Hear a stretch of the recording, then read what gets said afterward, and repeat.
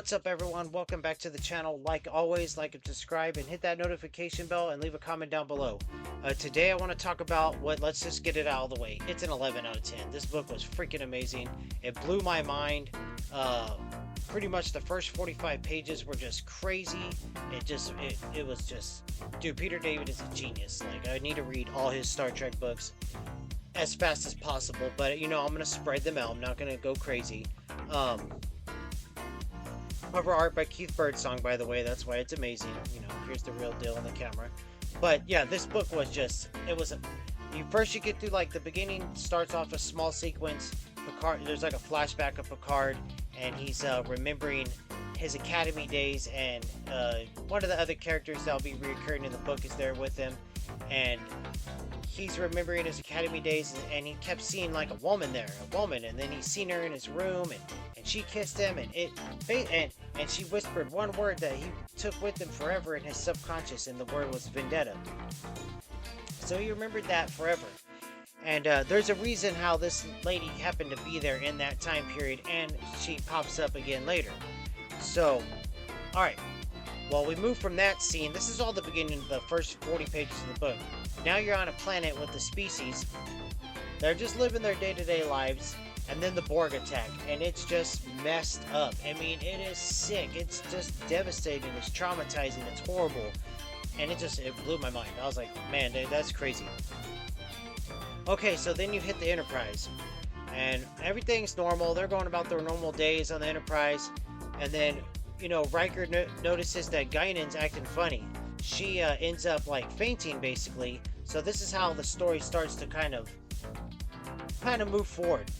Alright, well, that happens, and at the same time, Picard's getting a message from his old Starfleet Academy buddy, not really buddies, but Corbsmo or whatever, and, they find out that the Borg have attacked this planet, but then something came, and I didn't say this, something came while the Borg were attacking that planet, a huge, gigantic ship that makes, the Enterprise look like a tiny little speck.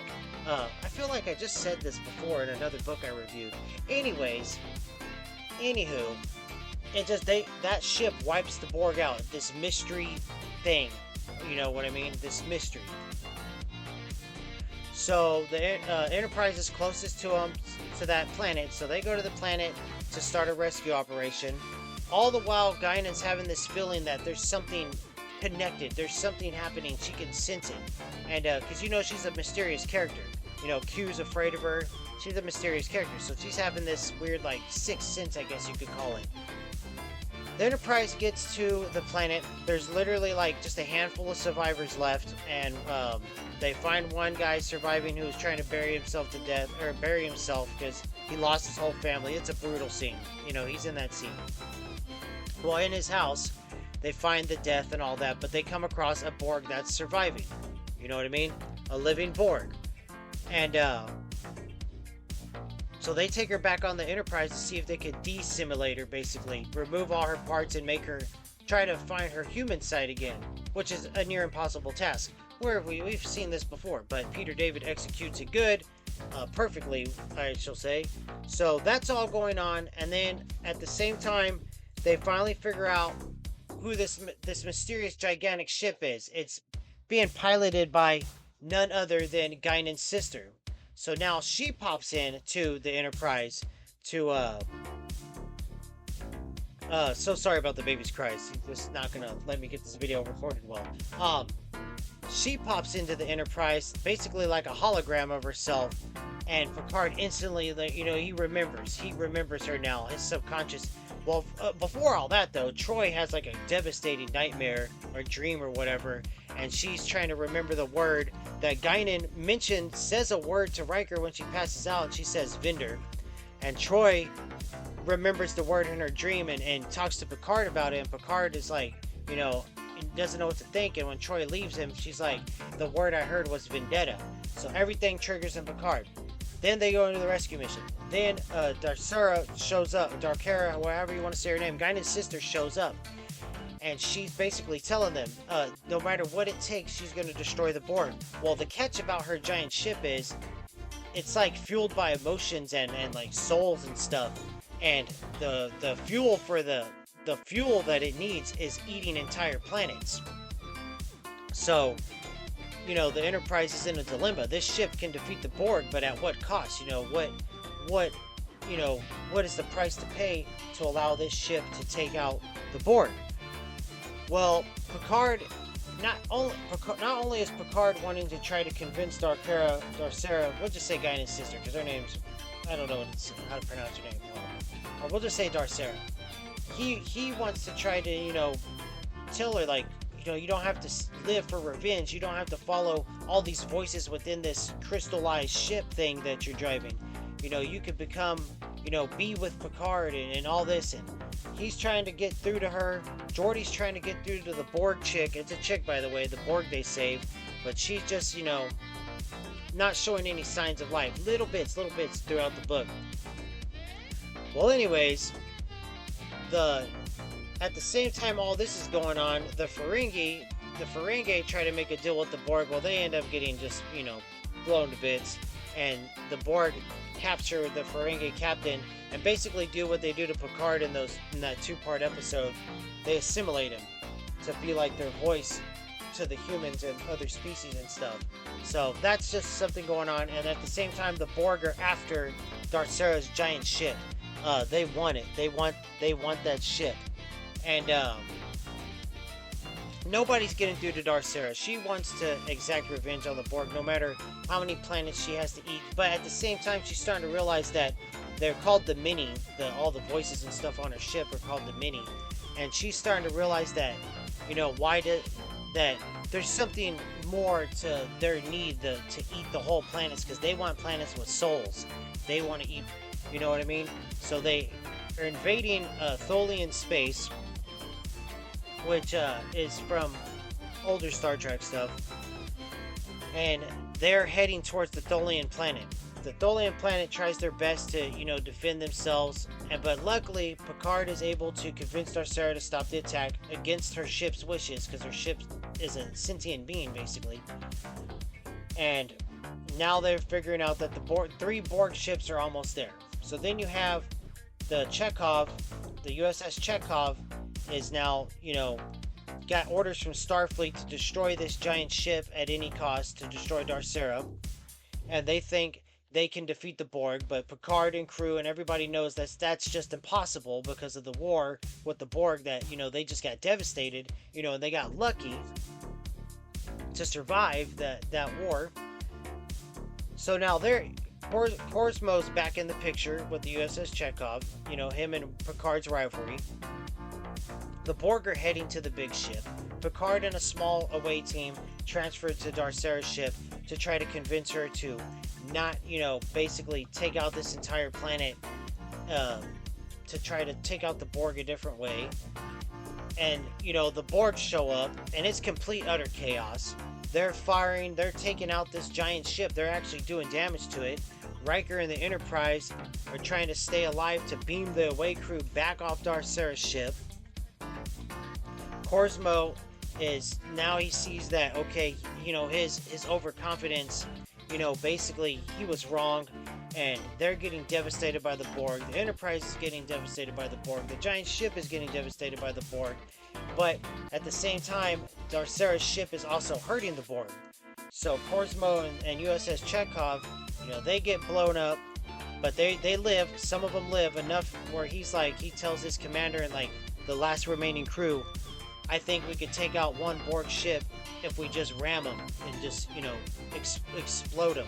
And I feel like we just read something like this. Anyways, doesn't deter from how amazing the book is.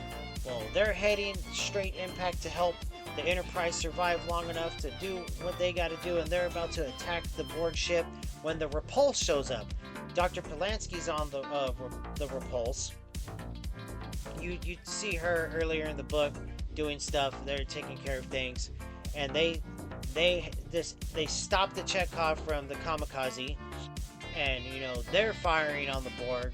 They're fighting the Borg, but they get messed up and they have to be stopped. But then they see that the giant ship is trying to suck in this last Borg ship. It's taken out two Borg ships, but now they're both so weak, they're kind of just clashing and nothing's happening.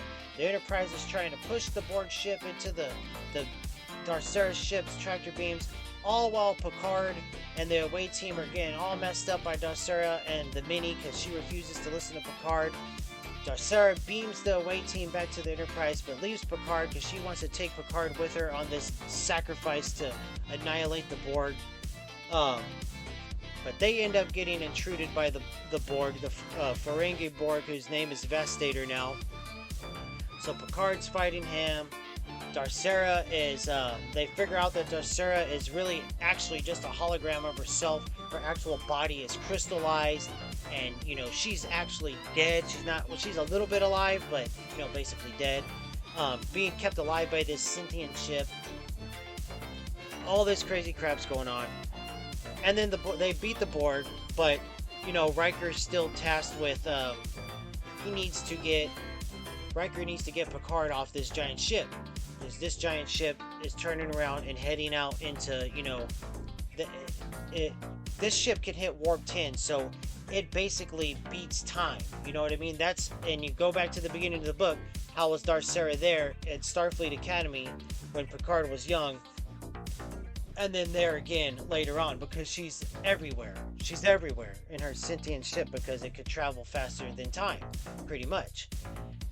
So Riker is risking the Enterprise to keep up with this ship long enough to get Picard out of there. Picard defeats Vastator on the ship and professes his love to Darcera, but then tells her that he cannot die with her. He's not going to do it. It upsets her.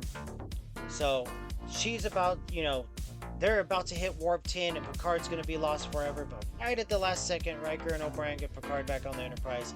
Darcera hits warp 10 and vanishes forever. And then you get 3 chapters that are exactly the same in the book. And it was pretty weird. We'll read that chapter to end the video. And it's 3 chapters worth. Sweet Picard was gone. Darcera. Understood, sometimes for those you love, you have to let them go. None of it mattered anymore. He had his life and she had hers. The Enterprise was long gone now, unable to keep up. Darcera had reached and exceeded speeds that had been thought to be impossible, but nothing was impossible if the will and the drive and the need were strong enough. Her life, her vendetta, a journey of years would instead be a journey of minutes. She stood on the brink of accomplishing that which had driven her for so long. She would confront the Borg, she would defeat the Borg.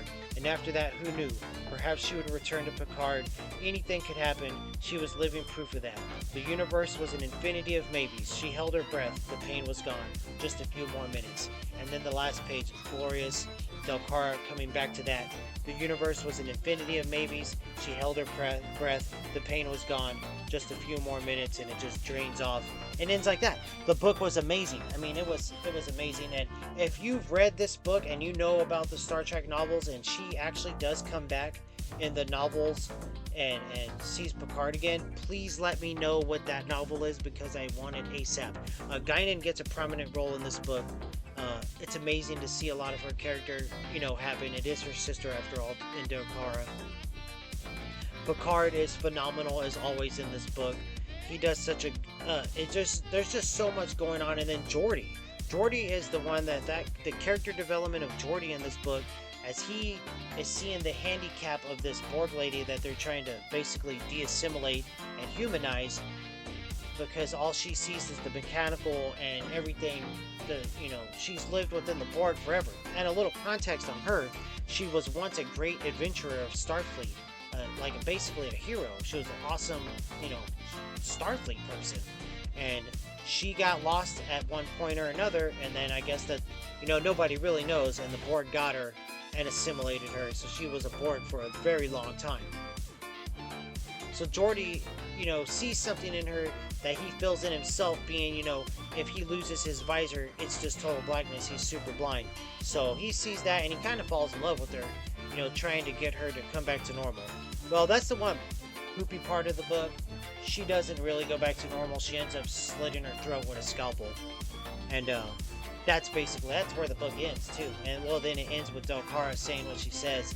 And man, this book was crazy, dude. Peter David is freaking phenomenal. Let's see, I've read Strike Zone by Peter David, and it was freaking awesome. And what was that other one I just read? Oh, Q and Law. Dude, they were so good. I mean, it just blows my mind. I think I'm gonna bump the Litverse off my TBR next month to read Imzadi and maybe another Peter David book. But I'm gonna definitely do some more TOS next month too, because I've been on a TNG kick. But you'll be surprised to know that my next book coming up, and I will do a review for it, even though it's not Star Trek, but I know a lot of Star Trek fans also like Tom Clancy. I am going to continue on my Jack Ryan universe. This will be my third book in the Jack Ryan universe list that I'm following, Tom Clancy Red Rabbit. It's a long guide, so I'm going to spend my weekend chipping away as much of it as possible. But you might be worried, what? You're reading Tom Clancy? What's going to happen to Star Trek?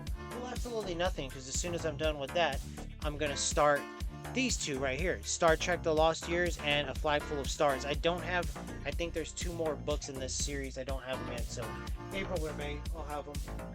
May is going to be dedicated to a lot of Star Wars, though, because May is Star Wars month, but we'll see. You know, I always say I'm going to read something different, and then I DNF it, and I go back to Star Trek, so we'll see what happens with Red Rabbit, with Tom Clancy. I don't want to get burned out with Star Trek, and even though I'm not burned out, I feel like it could be coming, like a smidge of burnout, so I'm going to read something different and see if that, gets me wanting to get way back into, I'll be eager to get to my next Star Trek book, you know what I mean? So I'm going to end the video there. I just wanted to point out my awesome tan, because I work outside. As you can see, half my face is pale and the other half is dark, and that's cool. If you made it that far in the video, leave a laugh reaction and let me know what you think about my horrible tan line. Like and subscribe, hit the notification bell, and leave a comment down below. 11 out of 10. This is definitely going in my top 5 favorite Star Trek books of all time. One of my favorite books of all time, period. This and Q and Law were just phenomenal. So, later.